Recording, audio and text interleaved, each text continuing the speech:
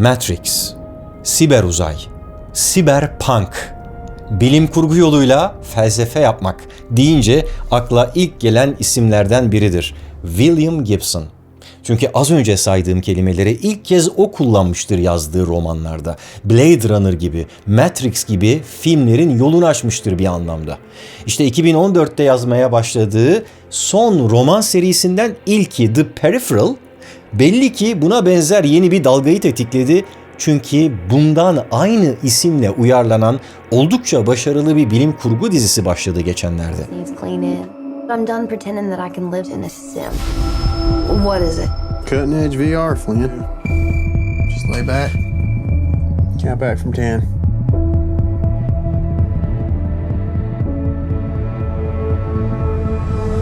Dizinin yapımcıları benim bu kanalda daha önce analiz ettiğim Westworld dizisinin de yapımcıları olan karı koca Lisa Joy ve Jonathan Nolan. Hani Hollywood'un en karizmatik yönetmenlerinden Christopher Nolan'ın kardeşi. Daha da önemlisi dizinin showrunner'ı Scott Smith, tecrübeli bir yazar ve bu sağlam kadro projeyi 4 yıldır geliştiriyor. Çok iddialı bir yapımla karşı karşıyayız bir başka deyişle. Şimdi bu videonun başında spoiler vermeden kısaca ne hakkında olduğunu anlatacağım. Daha sonra da sadece dizinin ilk bölümünden yola çıkarak bilgisayar oyunları, simülasyon ve gerçeklik konusunda bu dizinin açtığı tartışmaları analiz etmeye çalışacağım. Eğer şu sorular sizin de ilginizi çekiyorsa eminim bu konular da çekecektir. Bilinç nedir? Transfer edilebilir mi? Vücudumuzla değil de bilinç transferi yoluyla zaman yolculuğu gerçekleştirebilir miyiz? Evet, bu hikayede gelecekte geçen bir değil iki ayrı zaman çizgisi var. Bundan 10 yıl sonrasında olduğumuzu hayal edelim şimdi. 2032 yılında. Çok uzak bir gelecek sayılmaz. Teknoloji iyice yükselmiş ama yaşam standartları da iyice düşmüş bir ortamdayız. İşte buna siberpunk deniyor. Bilim ve teknoloji çok ilerlemiş ancak insanların büyük bir kısmının yaşam kalitesi çok düşmüş. Yüksek teknoloji, düşük yaşam.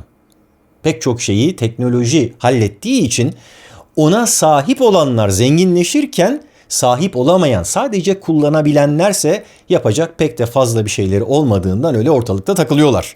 Amerika'nın kırsal bir bölgesinde yaşayan iki kardeşten biri hayatını para karşılığı oyun oynayarak kazanıyor. Diğeri de 3D printer dükkanında 3 boyutlu baskılar yaparak.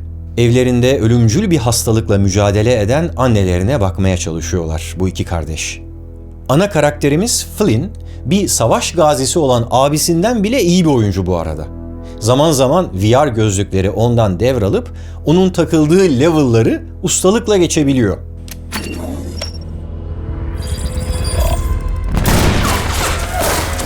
Jesus, don't you even have a shred of decency.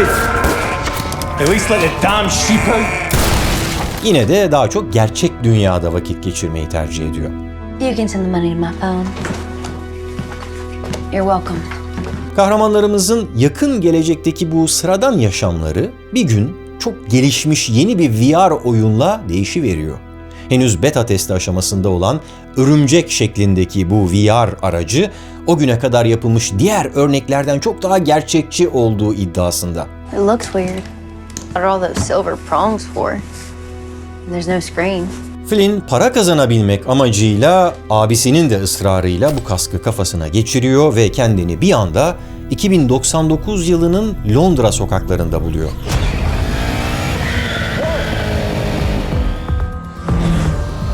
Ama abisinin avatarıyla.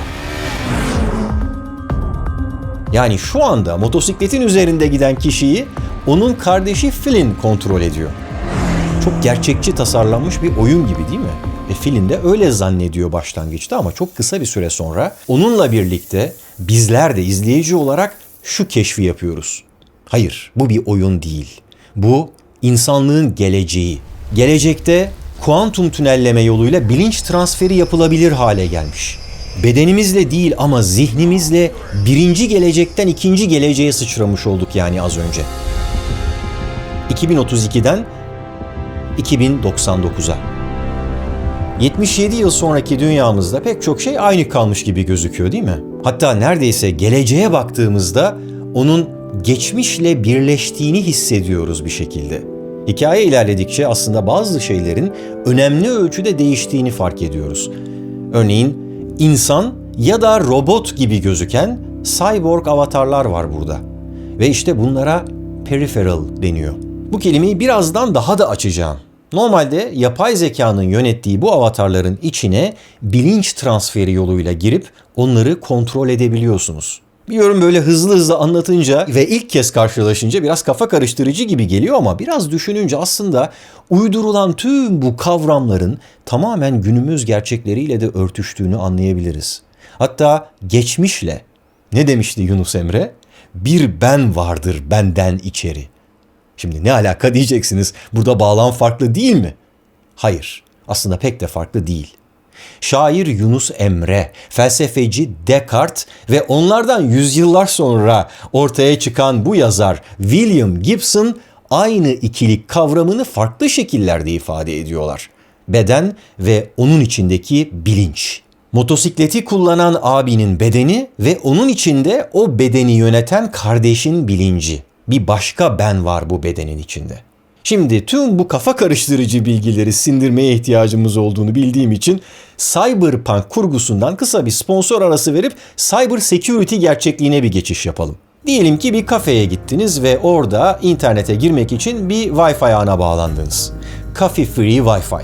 Ancak bunun ücretsiz Wi-Fi erişimini taklit etmeye çalışan rastgele bir kişi tarafından oluşturulma ihtimali de var. Siz bu ücretsiz Wi-Fi'nin keyfini çıkarırken o da verilerinize erişebilir. Böylece kullandığınız bankacılık sistemine bağlandığınızda o bilgileri yakalayabilir. İnternette hemen her gün buna benzer güvenlik açıkları kullanılıyor. Phishing, şifre atakları, DDoS atakları, zararlı yazılımlar ve fidye yazılımları gibi yöntemlerle bilgiler çalınıyor. Bu videonun sponsoru NordVPN tüm bu ataklara karşı çözüm üreten tehdit koruması özelliğine sahip. Az önceki kafe örneğinde kendinizi korumak için VPN'i açtığınızda tüm tarama bilgileriniz cihazınızla güvenlikli bir harici sunucu arasında şifreli bir tünel boyunca hareket eder. Bir bilgisayar korsanının erişim noktasına bağlansanız bile görebildikleri tek şey şifreli, anlamsız sözlerdir. NordVPN'in 59 ülkede 5500'den fazla sunucusu var. Bunları tek bir tıklama ile kullanarak gizliliğinizi koruyabilir, internette daha güvenli bir deneyimi hızdan taviz vermeden yaşayabilirsiniz. Bu kanalın abonelerine özel olarak 2 yıllık planı seçenlere büyük bir indirim ve ek olarak tam 4 ay ücretsiz kullanma şansı veriliyor. Üstelik 30 gün para iade garantisiyle. Bu fırsatı yakalamak için nordvpn.com/Barış Özcan adresine uğramayı unutmayın. Simülasyon kavramı eskiden anlatılması ve anlaşılması çok zor bir kavramdı. Neyse ki şimdilerde bilgisayar oyunları oynayan hemen herkesin aşina olduğu bir şey. Hele bir de VR deneyimi yaşadıysanız kendi gerçekliğinizden sıyrılıp başka bir ortamın içine girmenin ne demek olduğunu çok daha iyi hissetmişsinizdir demektir. Peki ya sadece başka bir ortamın değil de başka bir vücudun içine girmek ve onu kontrol edebilmek nasıl bir şeydir acaba?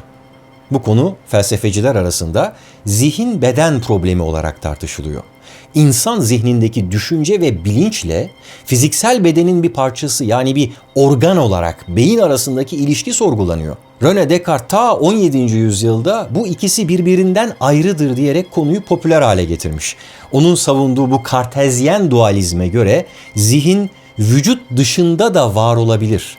Vücut ve onun parçası olan beyin kendi başına düşünemez. Şimdi Descartes'in dualizm çizimine şöyle bir bakın. İlk bakışta dikkatinizi çeken şey ne oldu? Gözler değil mi? William Gibson'ın roman kapağının bir edisyonunda da aynen böyle bir göz var. O gözün merkezinin dışında kalan yerlerden etrafımızı periferik olarak görebiliyoruz. Bu birincil anlam. Peripheral kelimesinin ikinci anlamı da çevresel demek. Hani bilgisayarlarda çevresel birimler vardır ya, işte klavye gibi, mouse gibi bir takım yan donanımlar. Biz bunlarla bilgisayarı kullanırız, oyun oynarız. Gözümüz ekranda, elimiz klavyenin tuşlarında, oyundaki karakterimizin içine girip onu yönlendiririz. O sırada bilincimiz atomlardan oluşan vücudumuzdan adeta ayrılmıştır ve bitlerden oluşan bir dijital karakterin parçası haline gelmiştir. Diyelim ki kontrol ettiğimiz bu karakter bir insan değil de yarasa olsun. Neden bu hayvanı seçtim biliyor musunuz? Çünkü çağdaş felsefecilerden biri yarasa olmak nasıl bir şeydir diye bir yazı yazmıştı zamanında. Bilinç dediğimiz şeyin zihin beden problemini içinden çıkılamaz hale getirdiğini söylemişti orada. Biz gözümüzle görüyoruz ama yarasalar ekolokasyonla yönlerini buluyor. Bilinç deneyini yapmak için yarasa olmanın nasıl bir şey olduğunu düşünmek şart değil. Başka bir hayvan da seçebilirsiniz. Zaten dizinin ilk bölümünde tam da bununla ilgili bir diyalog var. It's like trying to imagine myself inside a lion. Billy, a lion? Doesn't matter, just pick an animal. It's like trying to imagine myself inside a lion. Bu kendini aslanın içinde düşünmek gibi bir şey. Evet, iki kızın az önce gördükleri bir erkek hakkında aralarında onu çekiştirmesi gibi gözüken bu diyalog öylesine yazılmamış. Burası bir 3D printer dükkanı. Just trying to imagine what it must be like to be you. Az sonra çalışanlardan biri geliyor ve neden bir düğün pastasının üzerine koymak için bir gelin iki damat figürü siparişi verildiğini soruyor. Tabii ki okurken yanlışlık yapmış ve bir damadı fazladan basmış. Fazla olanı ortadan ikiye bölerek sorunu çözüyor. Concept then. İki parça haline gelen bu 3D baskıda gerçekliğin bir simülasyonu değil mi? 2022'de bu teknolojiyle işte şöyle bir şeyleri basabiliyoruz. 2032'de dizideki gibi bir şey basılabilecek. Ama 2099'da tümüyle hareket edebilen, gerçek boyutlu bir insan şeklinde de üretilebilecek. Periferal denen şey bu. Yani beden problemi çözülmüş. Zihinler bedenden ayrıştırılmış ve hatta transfer edilebilir hale gelmiş. Az önce kendini aslanın içinde düşünmek gibi demişti ya arkadaşı Filin'e. Filin abisinin periferalinin içine girerek geleceğin Londra'sında motosiklete binerken kadraja giren aslan kafası bize bunu hatırlatıyor.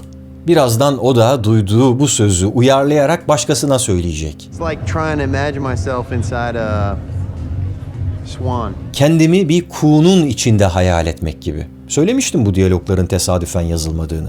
İster felsefeciler gibi kendinizi bir yarasanın içinde olmanın nasıl bir şey olduğu konusunda düşünmeye zorlayın ya da isterseniz bu dizideki gibi bir aslanın ya da bir kuğunun içinde olma deneyimini hayal edin. İleride arılar da çıkacak ortaya.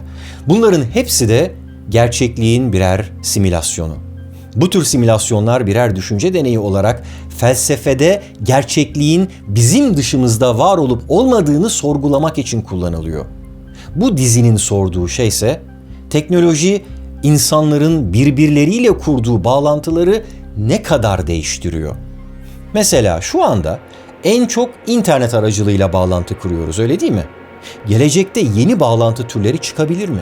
Mesela zamanlar arası bağlantı ya da paylaşılan bilinçler yoluyla eş zamanlı bağlantı. Romanın yazarı Gibson bir yerde diyor ki, bugünlerde uzak mesafelerde yaşamasına rağmen internette karşılaşan iki kişi önce birbirine aşık olup sonra fiziksel olarak tanışabiliyor. Ve biz de bunu pek yadırgamaz hale geldik değil mi? Düşündüğünüzde çok da garip bir şey bu aslında değil mi? İnternet çok primitif bir anlamda beden problemini çözdü diyebilir miyiz? Gelelim zihin problemine. Dizinin showrunner'ı ve yine bir yazar olan Smith de bir başka yerde diyor ki, dünyalar arasındaki boşluk empatinin aşamayacağı kadar büyük bir engel midir? Empati. Yani dünyayı başka birinin gözlerinden görebilme becerisi. Adeta onun içine girip onun periferisini, çevresel koşullarını değerlendirebilmesi. Romandan farklı olarak dizinin posterindeki insan yüzünün tek eksiği gözler.